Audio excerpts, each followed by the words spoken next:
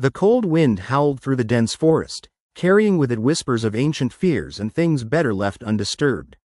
Ethan shivered, clutching his battered backpack as he trudged deeper into the woods, his flashlight flickering intermittently. The map, torn and stained, had led him here, to the outskirts of the forgotten town of Grey Hollow, a settlement that vanished without a trace over a century ago. He had heard the stories as a child, tales told around campfires about the Wendigo, an insatiable monster born from greed, desperation, and the curse of the forest.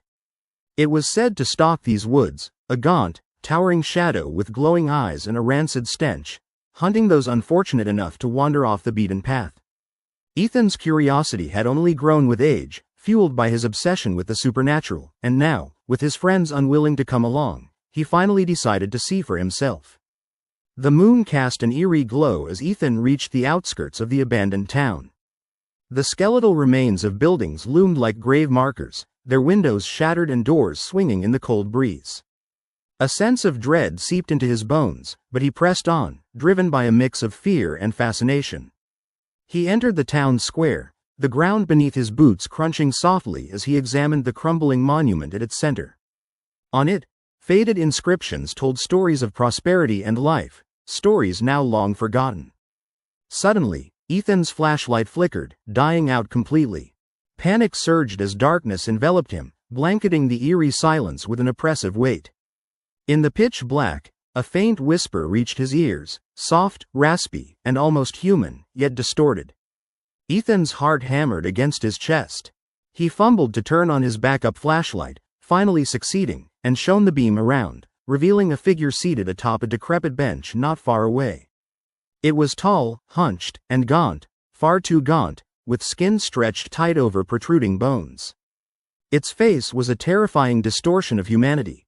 Elongated jaw, sharp teeth, and eyes that glowed like dying embers, flickering with a hunger that seemed endless. The creature's mouth twisted into a sinister grin as it slowly shifted closer, each step echoing in the silent night. Ethan stumbled back, voice caught in his throat. The creature's eyes bore into his, and an unearthly growl escaped its lips. The whispers grew louder in his mind, urging him to run, to hide, to flee before it was too late.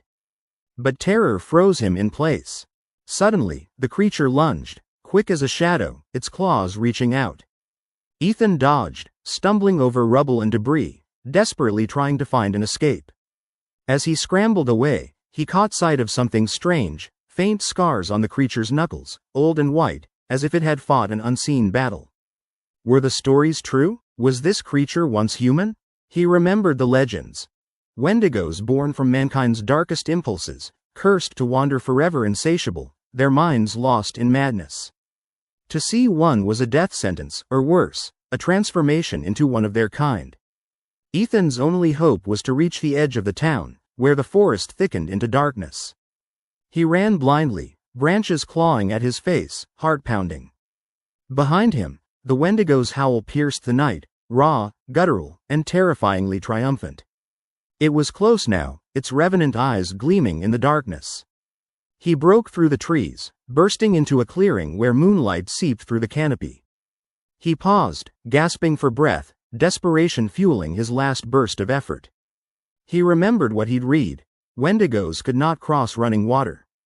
Without hesitation, Ethan dashed into the river that bordered the woods, the icy water numbing his legs but offering a chance for escape. As he waded deeper, he felt the creature's claws scratch the water's surface, just inches away. The whispers echoed in his mind, threatening to drown out reason. But Ethan pressed on, pushing through the icy current until he reached the other side, exhausted but alive. He collapsed onto the muddy shore, shivering violently, clutching his soaked clothes. For a moment, he believed he had escaped. But then he looked back into the woods, and there, amidst the trees, he saw it, standing silently at the edge of the water, watching him with burning eyes. The Wendigo's elongated face hid behind a twisted smile. Ethan knew, deep down, that he had only delayed the inevitable. The curse of the creature, as old as the forest itself, was to hunt, to hunger, and to never truly let go. And the forest had claimed him as one of its own, a new restless spirit condemned to wander the shadows forever.